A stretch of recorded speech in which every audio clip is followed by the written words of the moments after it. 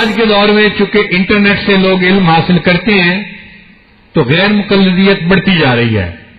عام لوگوں کے ذہن میں دین کے بارے میں اور بالخصوص تصوف و سلوک کے بارے میں بڑے سوالات پیدا ہوتے ہیں. تو وہ پوچھتے ہیں کہ یہ تصوف و سلوک کہاں سے آیا؟ صحابہ کے زمانے میں تو نہیں نظر آتا. اس کی حقیقت کو سمجھنے کی ضرورت ہے. دیکھیں، شریعت نے بعض چیزوں کے اصول بتا دیے اور ان کی تفصیل کو آگے وقت کے علماء کے اوپر چھوڑ دیا. نبی علیہ السلام نے فرمایا کہ اطلب العلم من المہد الی اللحد، تم پنگوڑے سے لے کے قبر میں جانے تک علم حاصل کرو. ایک جگہ فرمایا طلب العلم فریضۃ علی کل مسلم و مسلمہ، علم کا طلب کرنا ہر مسلمان مرد اور عورت کے اوپر لازم ہے. لیکن کیسے علم حاصل کریں اس کی تفصیل نہیں بتائی گئی. اس کو شریعت نے چھوڑ دیا. ہر دور اور ہر زمانے میں جو علماء متفق ہو کر طریقہ طے کر لیں گے اس کے مطابق علم حاصل کرنا ہوگا. چنانچہ یہ علم صحبت سے بھی حاصل ہو سکتا ہے. صحابہ کرام نے نبی علیہ السلام کی صحبت میں یہ علم حاصل کیا تھا، اور یہ کتابوں سے بھی حاصل ہو سکتا ہے. آج کے دور میں درس نظامی پڑھنے سے یہ علم حاصل ہوتا ہے. اب کوئی پوچھے کہ جی یہ درس نظامی کہاں سے آیا؟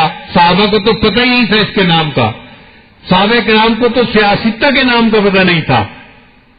ہم ہر بات میں بخاری کا نام لیتے ہیں. کس صحابی کو بخاری کا پتہ تھا؟ بخاری تو بعد میں لکھی گئی. لیکن آج کے دور میں اگر کوئی علم حاصل کرنا چاہے گا تو اسے درس نظامی پڑھنا چلے گا، چونکہ علماء کا اتفاق ہے کہ اس کے پڑھنے سے انسان کو علم حاصل ہوتا ہے. اور نبی علیہ السلام نے فرمایا لا تجتمع امتی علی الضلالہ، میری امت گمراہی کے اوپر متفق نہیں ہو سکتی.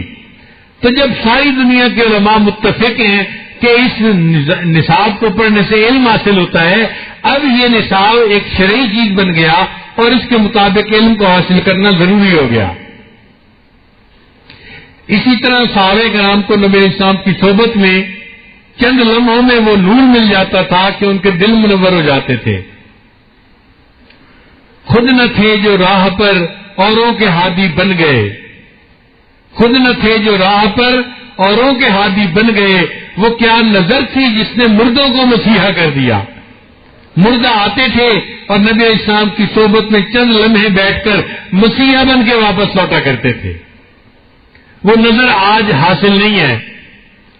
تو آج کے دور کے مشائخ نے اس کے لیے ذکر و سلوک کے اسباق متعین کر دیے ہیں.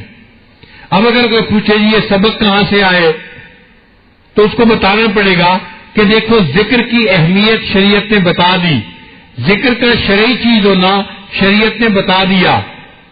ذکر جو ہے یہ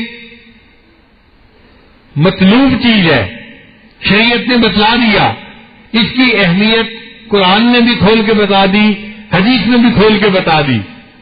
اب ہر دور اور ہر زمانے کے مشائخ جس طریقے ذکر کو اپنا لیں گے اور وہ متفق ہوں گے تو وہ چیز شرعی بن جائے گی.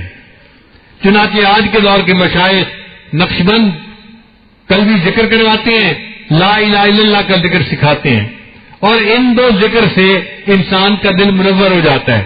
تو ہم سمجھتے ہیں کہ یہ ایک شرعی چیز ہے جس پر اللہ نے امت کے مشائخ کو جمع فرما دیا. اور جی آپ لوگ جو ذکر کرتے ہیں لا الہ الا اللہ لا الہ الا اللہ، یہ حدیث میں ایسے ذکر کرنا تو کہیں نہیں آیا. بھئی ایسے ذکر کرنا آپ کو نہیں ملے گا. صحابہ کو ایسے ذکر کی ضرورت ہی نہیں تھی. نبی علیہ الصلوۃ والسلام کی توجہات سے، ان کی نبوت کی صحبت کی برکات سے ان کے دل ویسے ہی منور ہو جاتے تھے. آج میل بہت ہے، اس کو دھونے کے لیے بار بار صابن لگانے کی ضرورت ہے. اور یہ صابن لا الہ الا اللہ کا ذکر ہے جو ایک سالک بیٹھا ہوا تنہائی میں ضربے لگا رہا ہوتا ہے اور اپنے دل کو صاف کر رہا ہوتا ہے. ویسے بعض حدیث سے ثابت ہوتا ہے کہ نبی علیہ السلام نے صحابہ کو خاص ذکر کا طریقہ بھی بتایا. حدیث پاک میں حضرت علی رضی اللہ عنہ نے پوچھا اے اللہ کبھی سے مجھے بہترین اور چھوٹا عمل کوئی بتا دیجیے. تو نبی علیہ السلام نے فرمایا کہ آنکھیں بند کرو. حضرت علی عنہ نے آنکھیں بند کر دی. جب حضرت علی عنہ نے آنکھیں بند کی تو نبی علیہ السلام نے فرمایا اب پڑھو لا الہ الا اللہ. تو حضرت علی عنہ نے آنکھیں بند کر کے لا الہ الا اللہ پڑھنے کا سبق نبی علیہ السلام سے سیکھا. تو دیکھو ایک خاص طریقہ ذکر بھی نبی علیہ السلام نے تعلیم دیا.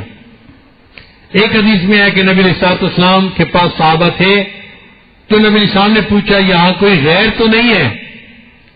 صحابہ نے کہا نہیں ہے اللہ کے حکم سب اپنے ہی ہیں. نبی علیہ السلام نے فرمایا اچھا دروازے کو کنڈی لگا دو. تو دروازے کو کنڈی لگوا دی اور پھر سب کو کہا کہ اپنے ہاتھ کھڑے کر دو. تو جو صحابہ موجود تھے سب نے ہاتھ کھڑے کیے. نبی علیہ السلام نے فرمایا اب پڑھو لا الہ الا اللہ. تو صحابہ کرام نے ہاتھ کھڑا کر کے پڑھا لا الہ الا اللہ. یہ اللہ کے حبیب صلی اللہ علیہ وسلم نے جو مشق کروائی تو یہ ذکر کی مشق تھی. تو نبی علیہ السلام نے بھی خاص طریقہ ذکر بھی سکھایا, عام فضائل بھی بیان فرمائے اور خاص ذکر کا طریقہ بھی سکھایا. تو آج اگر مشائخ کہتے ہیں بھئی آپ اپنے سر کے اوپر کپڑا ڈال لیں یکسوئی کے لیے اور بیٹھ کے مراقبہ کریں, یا آپ آنکھیں بند کر کے ذکر کریں, یا سانس کو بند کر کے تصور میں لا الہ کا ذکر کریں, تو یہ کون سی مشکل بات ہو گئی ہے؟ یہ بھی نبی علیہ السلام کی تعلیمات سے ہی ہمارے مشائخ نے سیکھا ہے. اکبر الہ آبادی نے اس کا بڑا اچھا جو ہے حل نکالا. وہ فرماتے ہیں سنو دو ہی لفظوں میں مجھ سے یہ راز, سنو دو ہی لفظوں میں مجھ سے یہ راز, شریعت وضو ہے طریقت نماز. سنو دو ہی لفظوں میں مجھ سے یہ راز, شریعت وضو ہے طریقت نماز. شریعت درے محفل مصطفیٰ, طریقت عروج دل مصطفیٰ. شریعت میں ہے صورت فتح بدر, طریقت میں ہے معنی شق صدر. شریعت میں ہے قیل و قال حبیب, طریقت میں حسن و جمال حبیب. نبوت کے اندر ہیں دونوں ہی رنگ, ابس ہے یہ صوفی و ملا کی جنگ. تو یہ جو آپس کی بحث ہے اس کا کوئی فائدہ نہیں. جو علم ہے وہ نبی علیہ السلام کی تعلیمات کا نام ہے, جو ذکر ہے وہ نبی علیہ السلام کی کیفیات کا نام ہے, اور یہ دونوں نبی علیہ السلام نے امت کو سکھائیں.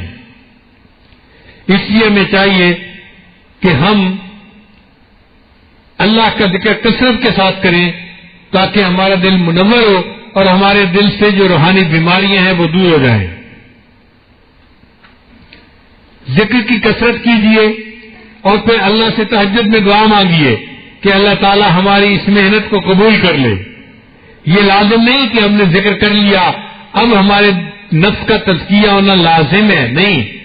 یہ تزکیہ اللہ کے فضل سے ہوگا, اللہ کے رحم سے ہوگا. اللہ فرماتے ہیں وَلَوْلَا فَضْلُ اللَّهِ عَلَيْكُمْ وَرَحْمَتُهُ مَا زَكَىٰ مِنْكُمْ مِنْ أَحَدٍ أَبَدًا وَلَٰكِنَّ اللَّهَ يُزَكِّي مَن يَشَاءُ.